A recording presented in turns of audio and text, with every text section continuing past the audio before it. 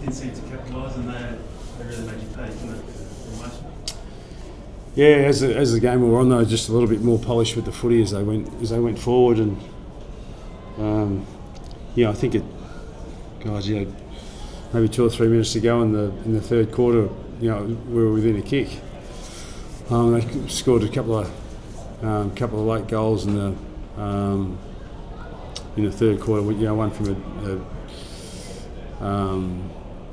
a deliberate out of bounds, and then they scored 2 quick ones just straight after 3/4 time. So it just took the wind out of our sails a little bit. But thought that came out.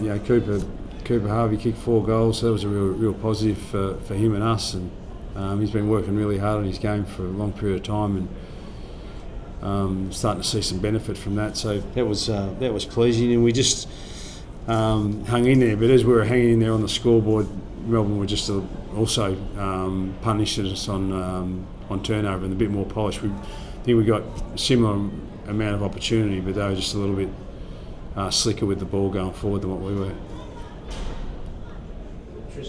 Xerri incident, what did you make of that? Yeah, well, it's unfortunate. Tom Sparrow, is it? Was the guy that was injured? Yeah. Collision comes down from a ruck contest. It's pretty hard to go from competing in the ruck against Big Macs to then trying to lay a tackle within a split second. So it's unfortunate for Tom, but the injuries happen. We had LD knocked out last week with an elbow to the head in a contest. It's just like just swings and roundabouts. And when it's a competitive game of footy and there's a lot of numbers around the ball, sometimes accidents like that are going to happen. So our view is that there was every intent on Big X trying to lay the tackle, and just didn't have enough time to lay it in the correct manner. How is he post game? Just focus on him. Yeah, I haven't seen him, so I've got no idea. Did you fear your copper suspension for him, or we have seen similar match? Well, we're at the discretion. They'll look at every concussion, but they looked like LDU's concussion last week and said no case to answer, and that's a raised forearm to the scon. This is just a tackle that he's got very, very little time to prepare for the tackle, and yeah. So that'll be up to the AFL to work out, though. But unfortunately, in the game, there's just going to be collisions, especially around stoppage, and especially for the big rucks.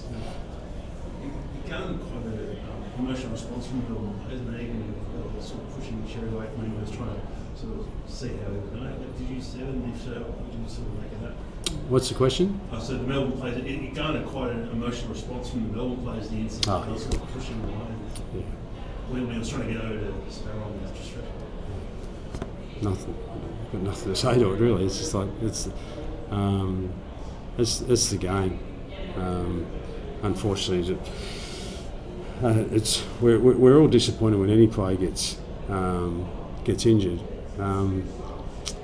but it's the game, and there's always things that happen like that are just unfortunate circumstances that are the result of 18 bulls going at each other. Did you feel like you found one in him? I mean, we haven't seen him since the last quarter. He's 4 goals through in the last quarter, and still really one. Did you found one? Yeah, well, we've been pleased with his progress. A lot of kids just aren't ready at 18 years of age to. And he's worked on his craft. He's got Paul Curtis and Cam Xerri probably ahead of him in terms of experience and being ready to play. So some of it he's been ready and waiting for the opportunity for most of the year, to be fair. He's had some really good footy being played at VFL level, and just been unfortunate that he couldn't squeeze his way into the side. So finally gets his chance. He's more ready for it than perhaps he was this time last year, and we're hoping he can really go on from here. You must have been really happy with Xerri in the third quarter, he just really tried to, especially with that last year, he just really Yeah, tried to get the team on his own shoulders. Yeah, he had about 5 shots at goal, I think, in the third quarter alone. So, we just had some chances in that quarter in particular. I thought we had more opportunities than Melbourne in that quarter, but they were able to capitalise on their chances. That was probably the quarter where we didn't take our chances and they took theirs. We beat them, I felt, in general play and the inside 50s and the opportunities that we had, but we just didn't find that money kick, the one that actually gets us a mark inside 50 or the shot at goal that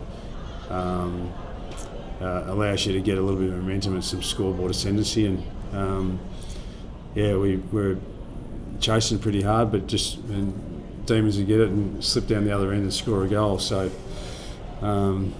we're pleased with the way the game looked in the first half, but it just became a little bit more open and ping pong footy in the second half. And our young side were just unable to sustain it against a more experienced and polished Melbourne outfit.